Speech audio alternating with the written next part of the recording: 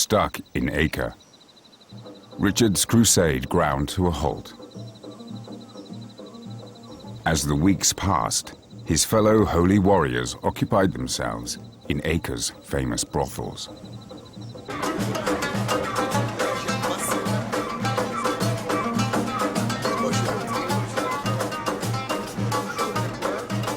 Crusaders from across Europe had vowed to fight for Jerusalem and the true cross, and act piously in the land of Christ.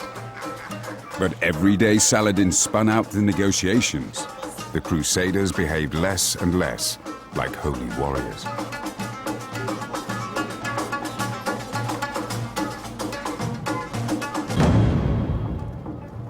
In the dungeons below, the Muslim prisoners could not understand why Saladin continued to delay. They grew more and more fearful. Eventually, Richard decided his march on Jerusalem could wait no longer. He ordered the prisoners to be taken from their cells. They couldn't just stay at Acre as month succeeded month, waiting perhaps endlessly. To leave so many fighting men in captivity in Acre would have entailed money. A great many men would have to guard them. This, he calculated, was a cost that he could not bear. In the end, he has them slaughtered.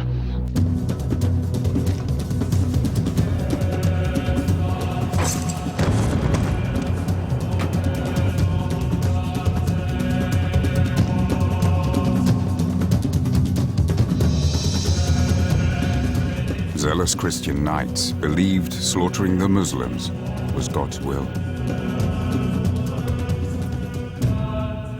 Richard had agonized over whether to kill the prisoners. But in the end, he felt Saladin gave him no choice. Richard's decision went against all conventions of the time. His crusaders executed the Muslims in full view of Saladin's troops. According to the codes of warfare in the Middle Ages, you simply captured prisoners and exchanged them or ransomed them. You never killed them. They're supposed to be worth something.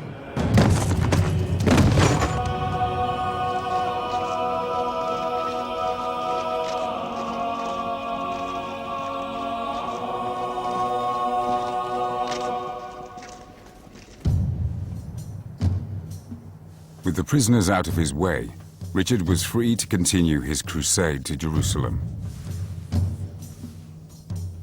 And with his new reputation for brutality, other Arab cities would now think twice before opposing him. Saladin was furious. He ordered the true cross to be taken to his treasury in Damascus.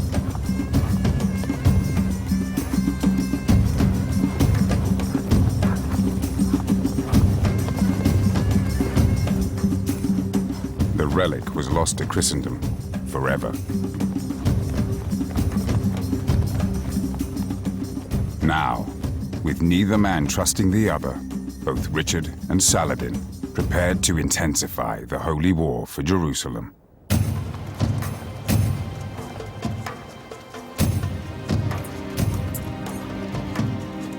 In the autumn of 1191, Richard began his march towards the holy city.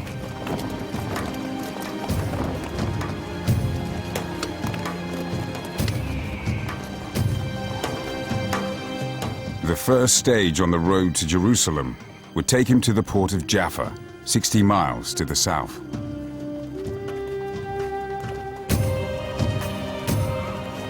Richard knew he would need to march through Saladin's territory to reach Jaffa, but the port was key to his crusade.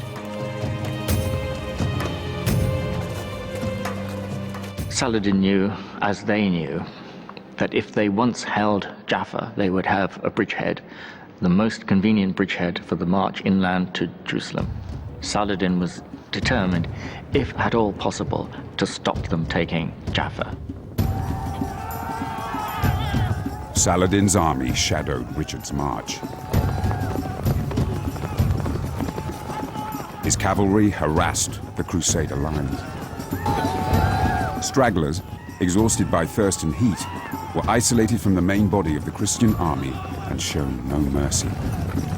Slaughtered in revenge for the massacre at Acre.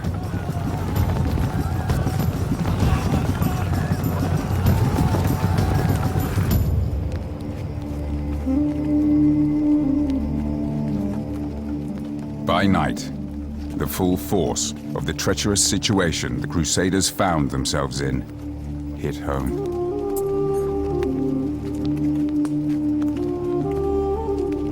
Men took strength from prayer and the proximity of their ultimate goal, Jerusalem. Richard knew he risked everything, exposing almost all the Crusader forces to the perilous march. Tarantulas emerged at night to bite the Crusaders.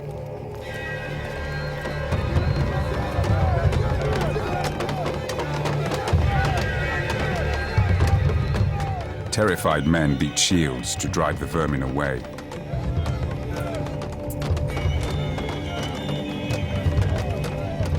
In the minds of the Crusaders, this endurance test, if you like, was something sent by God. Churchmen would explain setbacks and hardship in those terms. God really does want you to succeed, but to make sure, you've got to prove it. You've got to undergo these ordeals and come through them.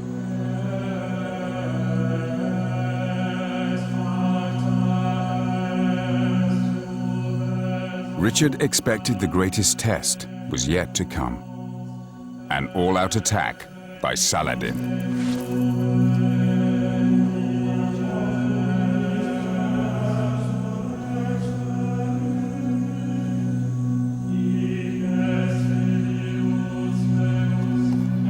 With a mixture of belief and determination, he arrived within a few miles of Jaffa at the plains of Arsuf.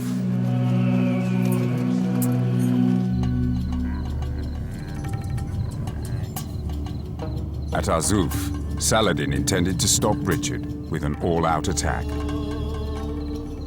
Saladin risked a full-scale battle to stop this steady march southwards.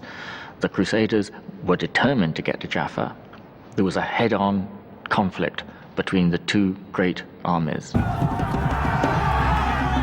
As Saladin's lines advanced, Richard commanded his Crusaders to hold formation.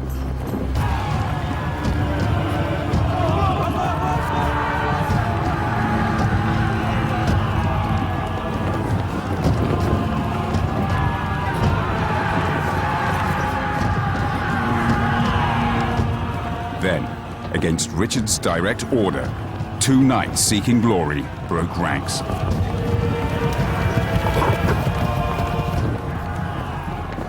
Richard saw this. He was horrified. It was the last thing he wanted. It was vital that the Christians maintain formation. Yet, he reacted to it. He saw that if this charge took place, the Christian force would be fragmented. He needed to keep his men together. And immediately he said, right, okay, if they've gone, we'll all go. And he ordered a general charge.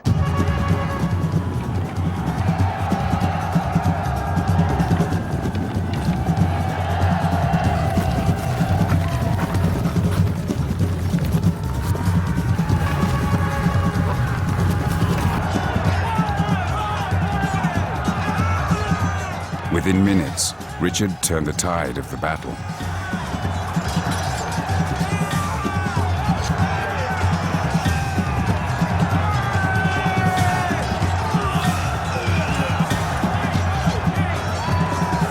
To the Muslims, the King of England seemed to possess superhuman power.